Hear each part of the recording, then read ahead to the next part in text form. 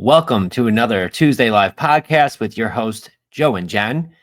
Today, we are going to break some real estate myths, and I am super pumped about this one. This is one of my favorite podcasts by far.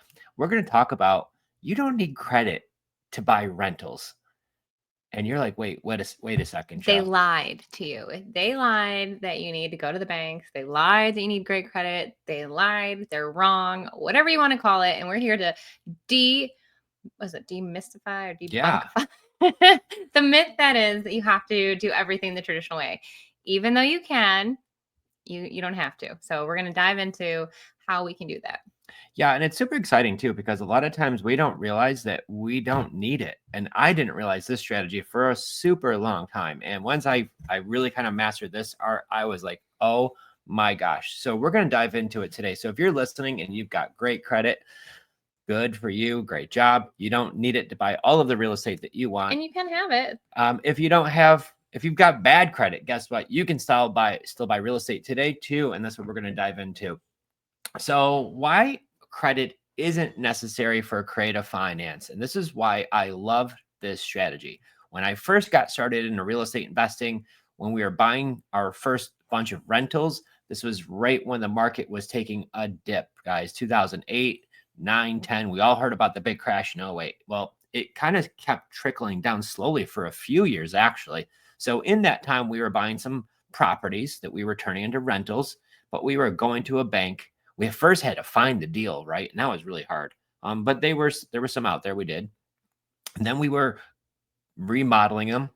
We were going to the bank, pulling all of our cash back out and waiting for that next deal. And that's what we were really worried about, was like, how can I even find these? Where were the ones that made sense?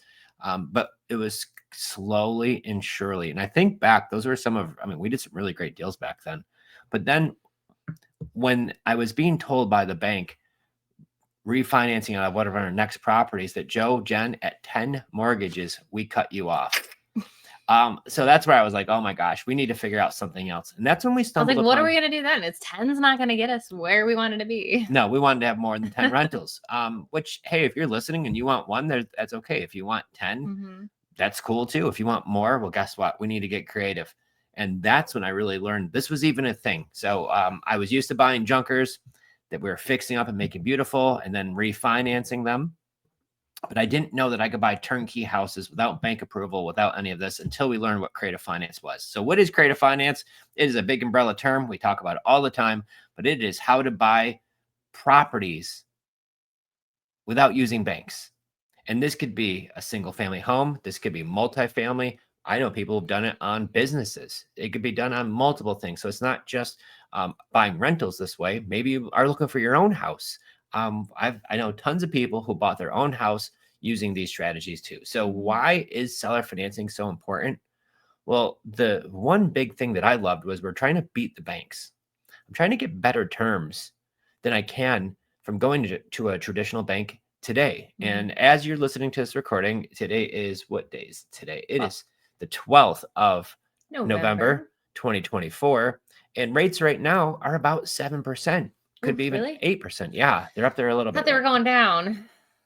Well, they did trickle down for a little bit, but now they're going back up. And, the thing is, this is what I've noticed. There's a lot of times where I could find a deal, but at 8% or 7%, they just don't cash flow.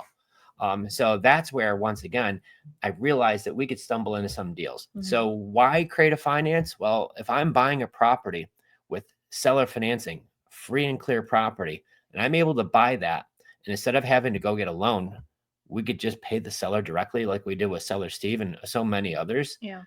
Love that. No credit checks, did we? No. No W-2s? No. Easy peasy. Like, you can legit go buy a car and then go buy a house this way, right? Because they always say, don't go do a big purchase if you're going to qualify with a loan at the banks. Isn't that like the number one thing that like crushes? Yeah. All the time when I worked at the dealership, somebody's looking to buy a house, and when you're looking to buy a house, they say don't make any major purchases, and then somebody goes out and buys a car, and then they realize they can't get their mortgage, right? So like weird stuff would happen. And once we realize that we don't have to go that way, game over, right? Then the second strategy we learned was how to buy what's called a wraparound mortgage. So what does that mean, Joe? What does that mean, Jenn? That means that I can buy the house and just pay the seller's mortgage directly. I'm not assuming it. I don't have to qualify. I don't even need bank approval. I'm going to buy the house. I'm going to close on it. I'm going to take title to it. And I'm going to pay the seller's mortgage directly. No W-2s, no 2 years of tax returns, no credit check, nothing. And I was like, wait a minute, like, is this even really a thing? And it is, guys. And this is how we have been able to buy so many homes. And even though rates right now are really high, we've got a property under contract we're working on right now with a seller who's got a 2.875 interest rate. So under 2.9%. Now, we're going to get into obviously why sellers would want to do this, right? So we're going to talk about like, why is this the thing? And we're going to dive into why sellers would want it, how seller financing works, and why did these sellers even agree to it too? So I'm going to go over Steve, right? And this is one of my favorite ones. It was the very first deal that we did this way. And I figured a way to make it super simple. Steve inherited his grandfather's house. He lived an hour away. He was renting it to a coworker, and that coworker was calling him for repairs, and he didn't want to drive all the way there. So he actually wanted to sell it. And when he reached out, this house did not need work. It was turnkey. It was ready to go. And he's like, Joe, I'm not going to go for some lowball offer. I really want my price, which was more than enough of a good deal. When I explained to him that I could pay that price if he's open to me paying it in payments every month, he was like, that's fine, as long as I could get my number. And if you remember when we did the walkthrough, like, he had sentimental value with the house. He had shown us where the Thanksgiving dinners were and all of those things too. So he had some attachment to the house. So giving him some half off low offer wouldn't have worked, especially it wasn't a junker. So that's when we realized that. And then we had the next one we bought this way, but this one had a mortgage. Woman bought a house. She lived there by herself, meets a guy, gets married, moves in with him in his house because he already owned one. They've started kids. They turned this other house into a rental, and they realized that they did not want to be a landlord. They were accidental landlords. We still have that house right on Titus Avenue in Irondequoit. And when she reached out, she was like, I just want to get this thing sold. Tenants just moved out in the middle of the night. We spent some time fixing it back up, and I don't want to have people trash it again. I'd love to have it sold. So when I explained to her, we'll buy it with $100 down. I'm going to close on it. I'll pay your price, but I'm just going to take over your existing mortgage. I'm going to pay that lender directly. What bank is that? Do you even know? Do you even know? No, I don't know. Yeah. Bank is PennyMac. Okay, so we pay PennyMac directly for that loan. I didn't have to get approval through PennyMac or any of those things. We just did the thing. So for her, once again, it was about ease. So why do so many sellers, why would they do this? Well, like you said, you hit the easy button, and it just depends on their situation. And, the way she found us was just crazy because we did not run ads. We simply had a Facebook business page for our rent to own business. So we always talk about free marketing. And so just making sure that you're well established on a professional business page, totally free on Facebook. And she saw that we sold houses rent to own. So she reached out and said, well, do you buy, a different kind of way? I don't want to deal with all the rigmarole that is listing with a realtor and getting it market ready. I just want to be done with this house. I want to move in with my husband and live my happy life. That's what she was able to do.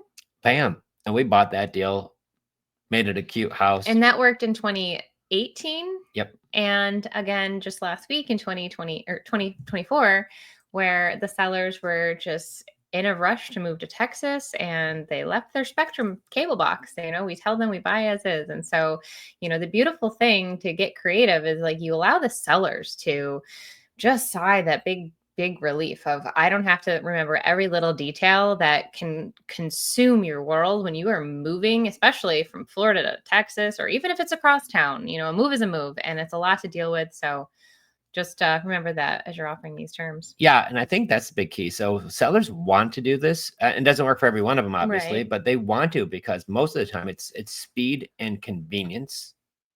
Selling as is, they had a bunch of stuff. If you remember, Derek, the seller, he's already in Texas, and his wife is still here in Florida, like packing up. Yeah. And as a new investor, you might scratch your head and say, well, why would you want to now deal with all of this stuff? I had somebody ask me that. They were honestly just kind of like, why would you want to put that burden on you? Because our job is to make it as easy as possible on the seller. And kind of explain like all of the benefits when we buy this way. We just got a brand new house built 2 years ago. We spent out of pocket way less than 20% down. Yeah, it was $12,000 down Yeah. plus like 9,000 in closing costs. And so for 21,000 out of pocket, we own a 2-year-old home in Florida that has a 4% interest rate on it and solar panels. And when we first got started, we would not maybe have done a deal with that much. But now, as we've grown, we understand the market in Florida. I mean, coming from upstate, prices were a little different up there. And we were able to do $100 down. Even down here, you can still do that. But like, as you see Jenn and Joe today, we share our real life experiences. But I want you to really think bigger, because in this situation, a couple $100 to clean out their house relieves them of so much stress. And so at the end of the day, as an investor, you kind of budget that into your acquisitions or your entry Cost of fee. it, yeah, cost of getting into it is I might have to spend a few bucks cleaning the house out. Yeah. It's not like I'm going to be having to put a new roof on it or new windows on it or a new driveway or any of these things or a new bathroom because it's 2 years old, guys. So yeah, we're not talking about we paid $40,000 cash and now we got to fix all the things, No. right? Like, no, it's little tiny things. And it's also, we always liken it to like the white glove treatment too, like how you treat your sellers and how can you really help somebody else out? Because if you find their motivation, which is question number 2 on our 10 magic questions to ask sellers, why are they selling? And to be able to really help them with that problem they're trying to solve and getting them out there as soon as possible. And guys, it ranges. Some of our sellers have really serious stuff going on, like maybe their husband has cancer and you really are possibly the one that's going to be able to help work with them in this time of need and just kind of be there and work around all of that that's happening. Like, there's really, like, people need our help. And I feel like whether it's just a standard move across country or there's a health concern or a family member, whatever it may be, but be a human, find out some questions there. And like, the last thing you need to worry about is getting your credit checked at the bank, because there are bigger problems to solve. Yeah. Now, if you're listening, you got to think about, have you ever sold a house before? Your house that you're living in.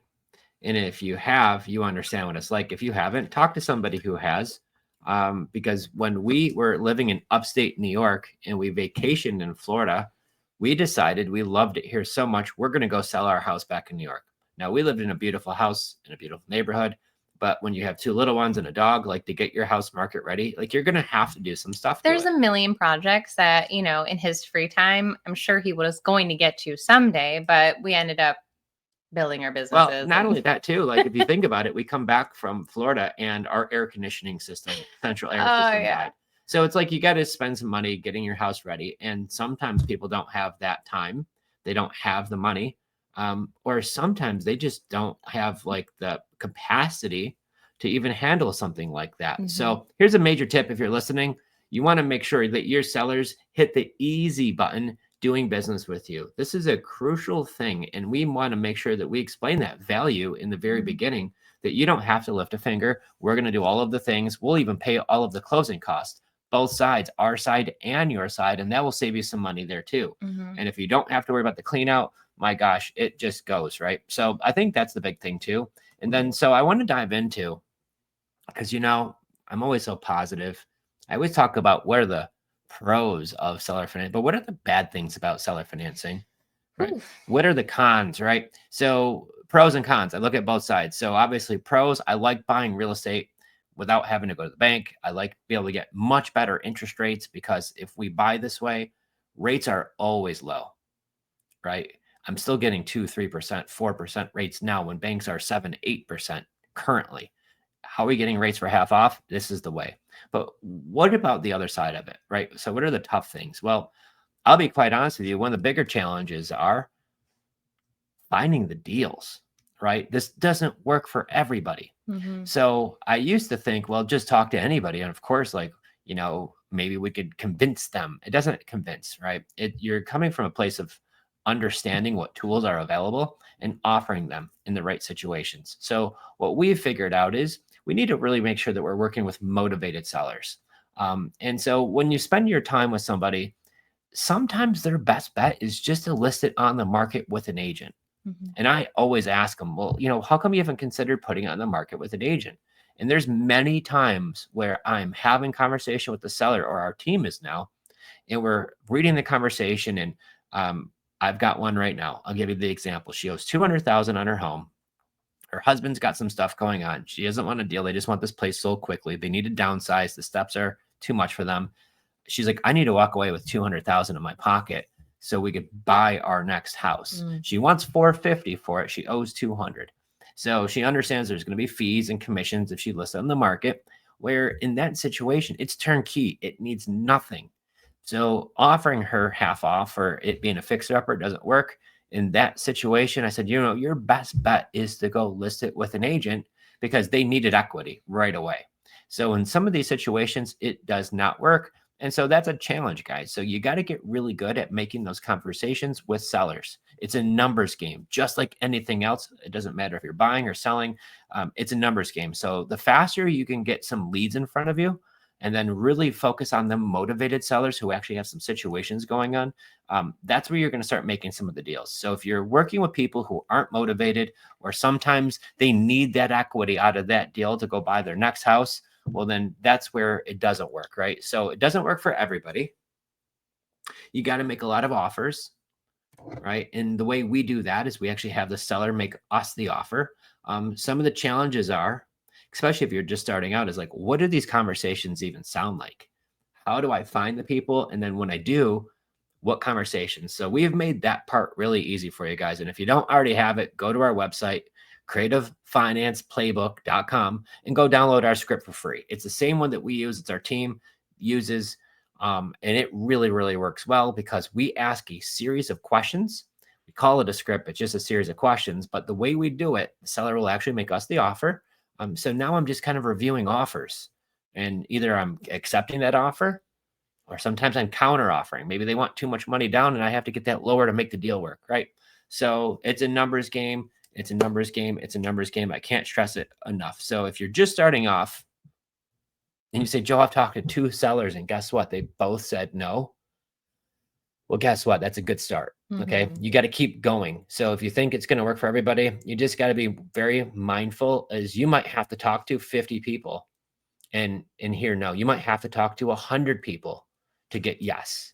Right. And you might have to talk to them multiple times too. I feel like that's something that, people, oh, well, I talked to the one person and they said no, or they wanted the $200,000 down. And then they just like put, that lead slips off their desk and they move on with life. And the thing is, you need to follow up. That time and circumstance happens. Some ways they find ways to get other money and they're able to move on to a different house. And now they still have this house. And so here you can come in with your superhero cape and help out. Yeah. And I think about the one we did not too long ago in New York. It's a cute house on a couple acres in New York, turnkey. The folks just bought it a year before we did. So they bought it. They lived there for a little over a year, and they realized they don't want to live in upstate New York anymore. And they wanted to move to Florida. I understand. We get it. Okay. We'd understand completely. But what happened was they were moving regardless. They didn't, if you remember, they didn't have an agent. No. They were just like, hey, we found a house. We're moving. We can't afford 2 payments. So, well, I guess we're going to have to figure it out somehow, but we want this thing up here gone. So when they reached out to us, we had the conversation that we can buy it. We'll buy it, but the mortgage is going to stay in place because the payment was pretty low. And once we explained them that, we have an attorney who crosses all the T's and dot the I's, it's totally legal how to do it this way. And so we'll take ownership. So you're just free to go. They absolutely loved that solution. But it took a few phone calls to kind of get them to thoroughly explain it to them, get them to wrap their heads around it. And then after that, they're like, good, how soon can you guys close? I think they literally started packing that night. Yeah. Right. And that's what happened because they were ready to go. So I think, were they in Florida by the time we already signed the paperwork? Oh, yeah. They were down here for a little while. Yeah. So good old New York closing. Those New York closings do take a little bit extra time. Yeah. But people need some time for you to understand it. And we weren't sitting there going into detail about a wraparound mortgage or subject to or any of this crazy jargon. We just explained very simply what was happening. We made sure all the paperwork was properly laid out. The attorneys had everything to go, and just keep it simple. Don't overly complicate it. Yeah. And I think that's the key to it. I used to say, oh, we'll buy it subject to or with a wraparound mortgage. And then I would confuse people. So guys, if you're listening to this, girls listening, don't make it complicated. simplify it. Simple, keep it simple and thorough so they fully understand what they're getting into. And if it's a good fit for them, the next step is doing the paperwork, right? Which to me, it was a struggle in the beginning, but we've mastered that and got real good at that. So, when we talk about how this works, why this works, I think of real life situations. So why would somebody do this? We come into all different types of situations. I've had people who are relocated for their job. I've had someone recently where he's divorced and he's moving back up north. He put the house on the market, turnkey. He tried, because I asked him, why didn't you list it with an agent? He's like, I did. It didn't work. It wasn't selling. And I got to go. And I got to give my wife some money, ex-wife. So she needs some money from the divorce. So I need to go. Turnkey house. He was reaching out to cash buyers. He's like, everybody just keeps lowballing me. And this isn't some junker. This thing is gorgeous, on the water. It doesn't need anything. But then come to find out, he's got a 2.875 interest rate. So there's some value in that deal, right? Just there alone. Because guys, if you can find rates at 2.8 right now, just try to buy some of those, right? So that's really the key. So I think of the divorce. I think of the inherited properties, the job transfers, right? All of these things were what led us to deals. I'll tell you what, if you're buying deals in upstate New York, a lot of those people want to move out of New York, probably because of the gray skies and the weather. They say taxes, but taxes around down here are not about the same. So there's not that big of a tax relief in Florida. However, the weather is great. So we did a lot of business with people who are moving out of state back up there. Down in Florida, we have a lot of folks who this is a second home, right? They live back up north, and this is a second home to them, and they just want to sell it because of hurricanes or whatever that is. So there's a huge list. I don't need to beat up too bad, but stop trying to figure it out why. Ask them, have them tell you, and move on with the script. Get all the questions answered. Yeah. And so if you're thinking, well, gee, it sounds like a lot of work to go post in these Facebook groups and then start asking these people questions, and then I got to get on a phone call. Okay, then go the alternate route and then try to fill out all the paperwork for the bank and try to get approved for a loan. To me, that was way more work and it's way harder and just time intensive. By the time you can talk to 100 sellers, you can wrap up a couple of deals in one time trying to refinance out of one property or get a loan on another one. It's absolutely nuts. So I think of, once again, we've done both sides. We've gone to the banks. We've gone that route. And don't get me wrong, it can work, but when you're buying at today's prices, you add in today's interest rates, you put in the taxes and the insurance, and then especially if you've got management involved, what are you making? It's not a whole lot. So it could look glamorous on paper that you own some properties. But does it really, once you look at numbers on paper? Well, maybe you're oh, you own all these houses. Number of doors, right? And then also to scale as quick, the fact that it took us from 2008 to 2016, 17 to get 5. And then from 2017 to 2020, we had 5 more. And then from 2020 to today, we've more than doubled. And so it's you can just scale a lot quicker with learning these methods and getting really great at asking questions and putting a pencil to your paper and just making sure the numbers work, that the deal makes sense, without having to go to the banks. Yeah. And then if you do rent to own, you'll start making a lot of money too. And I almost feel sometimes as humans, we like to try to make things harder and not work smarter. And if you can just if that's the one thing you work on in 2025 coming up here, is working smarter, not harder, and stop trying to reinvent the wheels and to really follow the footsteps. We didn't invent this. We truly took the education seriously, followed the exact protocol, and yes, implemented rent to own, which brings in way more money and a lot happier tenants and eventually homeowners. I would never go back to straight up rentals. Well, on the flip side, I'm going to go a little bit of a step further. We used to do BRRRR, and man, that really stinks. Well, I know. Right? We had to buy a fixer-upper that you had to get a good deal on. You had to then hire contractors, unless you're crazy enough to do it all yourself. And from start to finish, the time frame it would take to actually put money back into your pocket. It could be 6 months. It could be even longer, depending on way longer than 6 months. Well, now what they're doing is, with these new guidelines, is they're making it that you have to hold a property for, I believe it's a year before you could refinance out of it. Wow, there you go. So they just changed that. Whereas you can now go direct to seller, get a brand new property or a 2-year-old property without banks, without getting your credit checked, and be able to instantly get paid as soon as you find your tenant buyer. Well, and get a 4% rate, because at 7.5%, that property doesn't cash flow. Didn't even think of that part. Well, yeah. that's the problem. That's the problem with that deal. It wouldn't cash flow at 7.5%. Yeah. It just wouldn't. And at 4%, that's the profit that we're making on there, is because we have it at that rate. So with the taxes and the insurance and all of the goodies, we can still cash flow on that property. So that's why that turned into a deal. And so this is where I keep on having that mental battle. Is like when your people are like, hey, I'm new and I hear that I should get into doing BRRRR, where I'm buying these fixer uppers and remodeling them. And I'm like, that's absolutely probably the last thing. The last thing I would tell a new investor is go do a fix and flip in BRRRR or any of that. I feel like it is way more labor and a lot more money and a lot more stress and headaches and a lot more managing of a lot of moving parts. If you've never done a flip and you've never managed contractors, You got to get never permits. just one person. It's Yeah. a lot of different people coming in, the electric, the flooring, the this, the that, and it all adds up. But you can literally, like, between you, an attorney, and the seller, buy a house that doesn't need any of that. And that's where I fell in love with no more having to hire contractors to fix up our next rental. and we love contractors. They do a great job when those houses, there are some houses out there that need it, but we're saying for someone who's looking to get into real estate, you could start with creative financing. Because I know some people out there say, well, creative financing is only for people that, know what they're doing.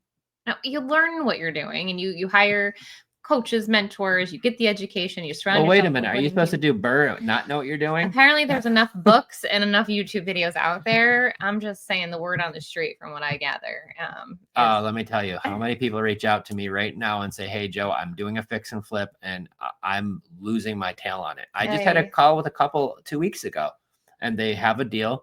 They've bought it. They've renovated the whole thing. They borrowed the money from a hard money lender. Their term is almost up. It's been sitting on the market, and there's nobody going through the house to look at it. And so they keep dropping the price. They're like, if I drop the price any lower, we're going to lose 10,000 or 20,000.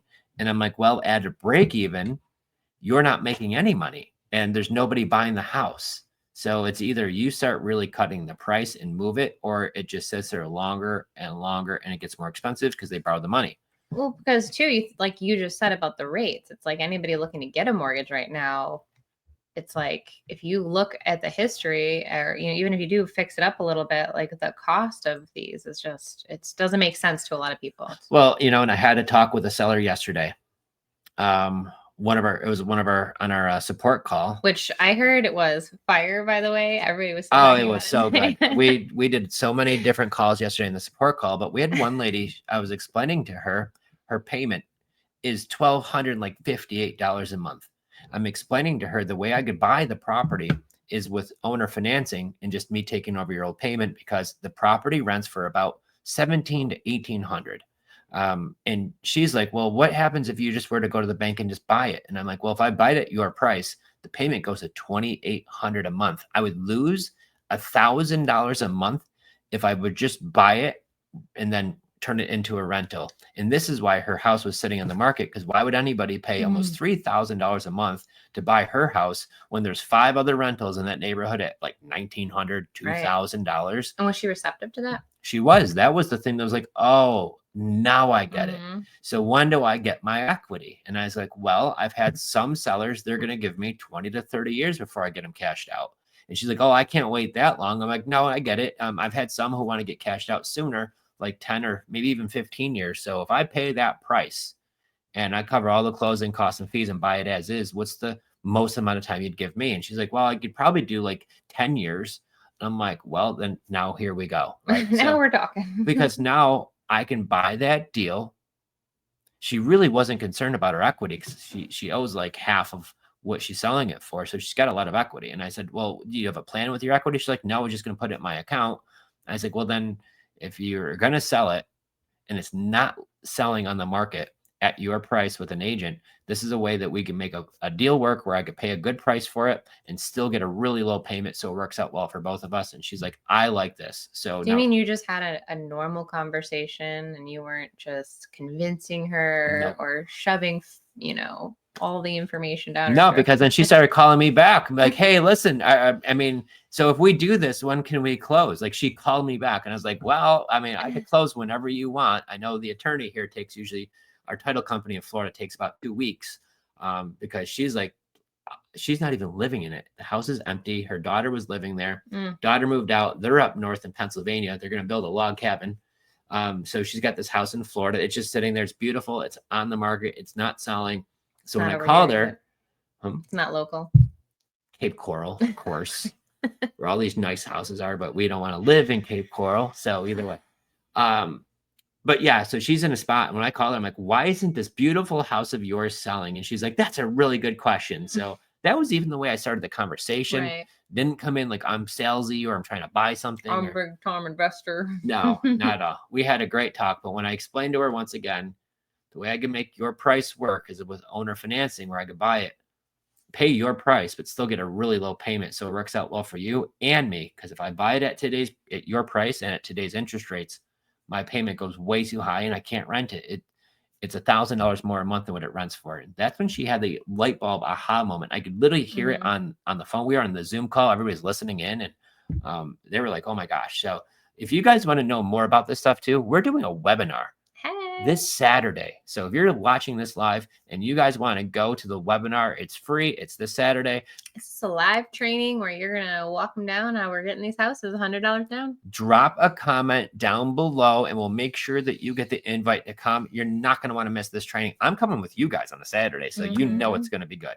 But these are the situations that we're able to actually help these people pay a fair price, don't have to worry about giving lowball offers, which makes me feel good too. Now, there's sometimes where it's a junker, fixer-upper. It needs the work. And it needs the work. And I'm not giving them a lowball offer. I'm giving them a fair price for what the house is worth in that condition, right? But I will say, when I'm able to now have these intelligent conversations with homeowners that have really nice properties, and I could even make an offer on those too, complete game changer, get these rentals. Maybe it's even your own home. Right. So this stuff really, really works. I see I've got some people popping in saying they want to get the invite. I want to say real quick, thank you so much, Nick. You are awesome. Thanks for being here. And absolutely, we're going to make sure that you get that. And also head over to creativefinanceplaybook.com, hit on the events tab. That webinar, that event is there for you. So you can also sign up, but we'll make sure you get it.